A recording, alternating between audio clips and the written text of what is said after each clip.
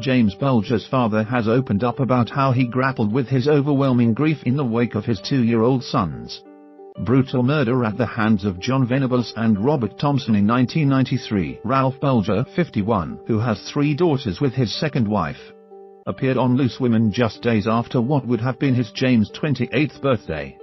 He said he never sought grief counselling after losing James in such unthinkable circumstances, choosing instead to throw himself into work in an effort to numb the pain, crediting his family with helping him to rebuild his life.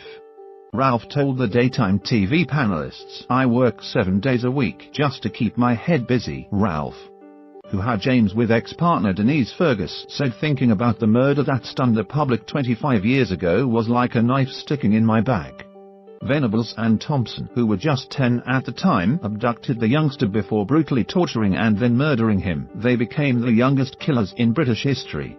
And Ralph told how seeing CCTV footage of the 2 children leading toddler James away appeared, at first glance, innocent. "At first you wouldn't think that would happen. These 2 little kids," he said on Loose Women. More than 20 years on, Ralph says he still struggles with grief over what happened to his little boy over 2 decades later, and Ralph admits he is still dealing with grief. "You just keep yourself busy. You take every day as it comes. You keep yourself busy not thinking as much." He added of visiting his son's grave, "It's when it really affects you. You feel the need to go. Anytime I will just go." Ralph, who recently called for the identities of his son's killers, both of whom were given new identities and moved to secret locations upon their initial release from prison in 2001 to be released, is now hoping to help others going through bereavement. "There is light at the end of the tunnel. You have to stick with it. You just need to keep your chin up. The only way I deal with it is to keep working." Last month Mr. Bulger launched a legal challenge to Venables' lifelong anonymity when his son's killer was jailed again after admitting charges of making indecent images of children and having a sickening pedophile's manual. The Old Bailey heard that he continues to pose a lifelong risk and presents a high risk of serious harm to children. The 35-year-old could be freed in just 20 months. Even though the court heard that while supposedly under the supervision of probation and police he downloaded 1,170 images and videos of youngsters being wholly abused. It was the second time he had been caught downloading child pornography following his release from jail in 2001. Along with James' other killer, Robert Thompson, having served 8 years for the kidnap, torture and murder of the 2-year-old in 1993.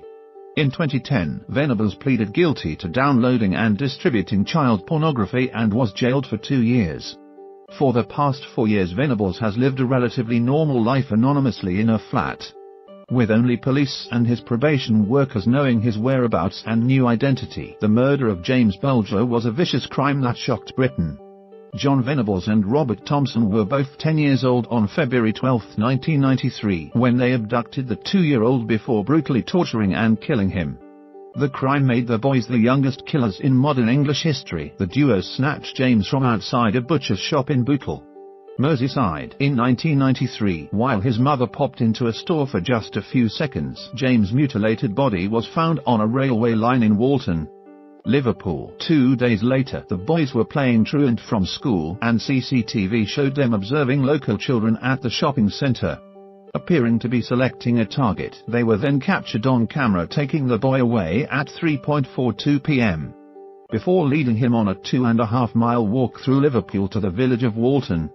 Venables and Thompson were seen by 38 people during the walk and were twice challenged by bystanders because James was crying and had a bump on his forehead. But they were able to convince the concerned people that James was their little brother and continued on their way.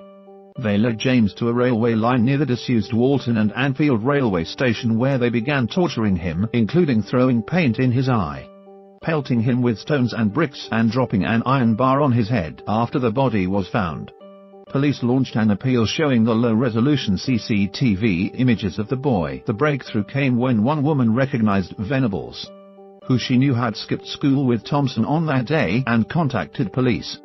They were charged with murder on February 20th, and forensic tests confirmed they had the same paint on their clothes as was found on James' body. Around 500 protesters turned out for their initial magistrates' court hearing due to the public outcry against the crime. The subsequent trial at Preston Crown Court, and the boys were considered to be mature enough to know they were doing something seriously wrong. Venables and Thompson were found guilty on November 24, 1993, with the judge describing them as cunning and wicked. Reporting restrictions on their names were also lifted as it was considered in the public interest to do so. Their parents were moved to different parts of the country and also received new identities due to death threats against them. Tell me where the freak's at.